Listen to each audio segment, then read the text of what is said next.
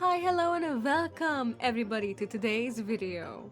We've arrived at the last episode of our 5-episode webcomic crash course series. We've come so far. After all the prep work we've done in the previous episodes, we'll finally put everything together and start making pages.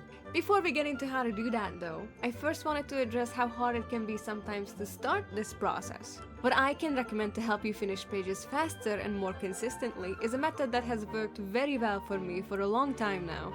Many of you may know of this already, but it's called the Pomodoro method. The way it works is you start a timer, you work for 25 minutes straight, no slacking, then take a 5-minute long break and no sneaky work during this time. When you work, you're focused on work, and when you're resting, you should do something relaxing. This cycle goes on 3 times, then the 4th cycle is 25 minutes of work but a 15-minute break this time. This has helped many people, including me, stay focused, so I hope that it can help you guys too. I will leave a link to the website I like to use for this in the description. Now on to how I usually make my comic pages. Of course, this process could vary depending on the person, but this is how I usually do it. My canvas size is 800 times 10,000 pixels. The width being 800 pixels is because of Webtoon's requirements, but the length doesn't really matter. This was the maximum I could put into Clip Studio. Like I said in the storyboarding video, I like to see how the page flows, so that's why I prefer longer ones. I usually fit around 10 to 14 panels in this length, so I quite like it this way. My first step is always to have the panels laid out and some really simple sketch. I don't like spending too much time on this. This is why the pose is simplified and the expression is drawn in a simple but understandable manner too. As long as I don't have to look back on my script to check their emotion, it's good. The next step is line art, which I quite dislike normally. My art usually looks quite sharp, I've been told, but actually I'm one of those people who prefer not to do line art, so sort of like a painterly digital style, if you will. When I make an illustration, I usually just sketch it and then put the colors on and render everything out by hand later. I enjoy it this way, it's fun for me, but it doesn't translate well into comic pages because it would take way too long to do it this way. So I end up doing line art anyway. Nothing too crazy about how I do it, honestly. I just use my trusty sketching brush because I'm very comfortable with it. I wouldn't recommend this type of brush to be used for line art normally because it's quite soft. The fill tool can make it look weird, and you are kind of more likely to not close line art in a few places with this type of brush. So I would actually recommend like a G-pen type brush for starters. Something very sharp. Of course, if you're like me and you're very attached to one particular brush that you've been using for ages, and you're very comfortable with it, then by all means go ahead. The next step is just to fill in base colors, nothing crazy here. I just use a bucket fill tool. I also add some very basic skin shading, like nothing fancy, and the highlight on the hat to give it some life. I also gave Mason here a pupil, so there's that. After this step, I fill the background with white, put the actual colors or the 3D background elements in there as a clipping mask layer. I found it to be the easiest way to fill it in. As you can see, I did some color correcting on the 3D background to fit the vibe more. Even though the character is not yet shaded, you can already tell it will be a warm scene. After this, I actually shade the characters as well, just some basic cel shading. If this was a really impactful frame that needs to stand out, I would have probably given it more details, but it's not, so it's fine if it looks like this.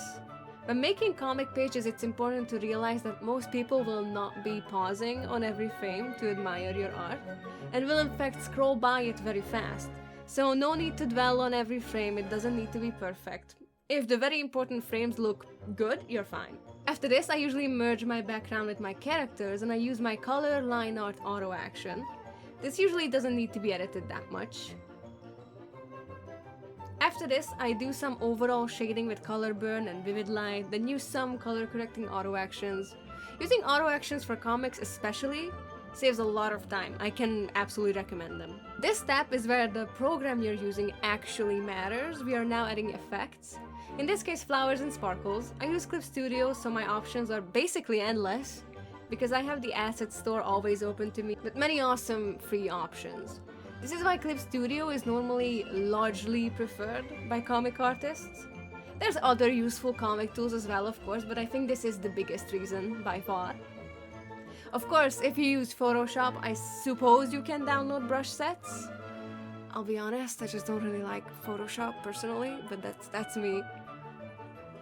Paintosai is cute. I used to draw comics in it a few years ago too, but it's not really cut out for this type of workflow, I'll have to be honest.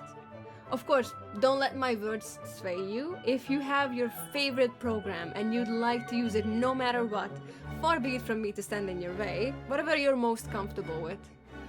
But if you're using Clip Studio Paint, I do recommend you not only take a stroll through the asset store regularly, but also look into your already existing materials by default. You might be surprised what you find sometimes. The last part focuses on the impact that speech bubbles have. I wanted to demonstrate that the same scene can have a completely different meaning and vibe if you do as much as simply change the color of the speech bubble.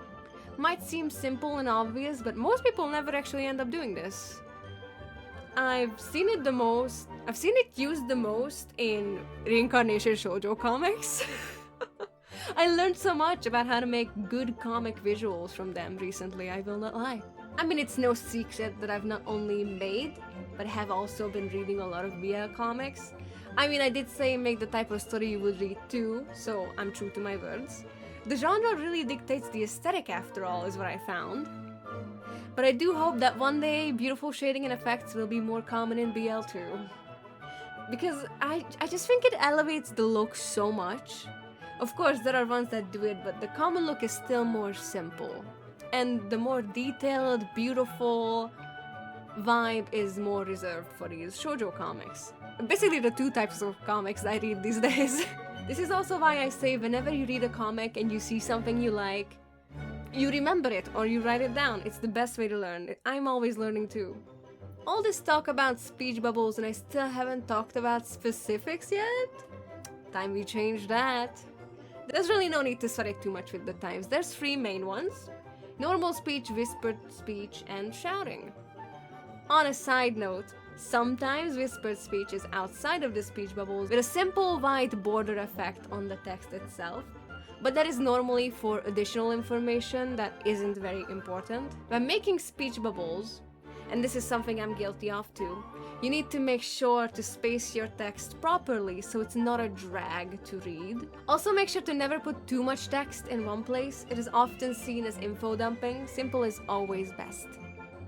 Here's an example of a bad and a good way to space out text in speech bubbles. Not only does the text itself need space between the lines, but the space between the text and the speech bubble should also be more than enough to see clearly. Sometimes the text is too long and it's better to break it up into two instead, which is what I did with this one. It's much easier and more natural to read this way. And lastly, the fonts that are often used in webcomics.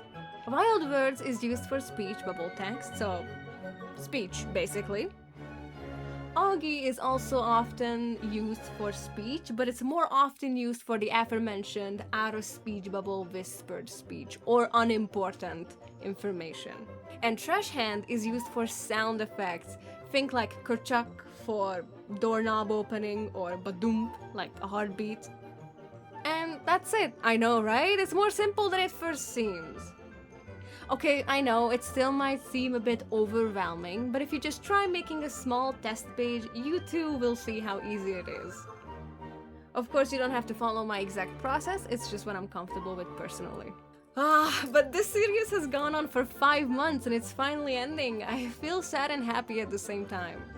I sincerely hope that this 5-episode long series was able to help you guys who are just starting out on making comics.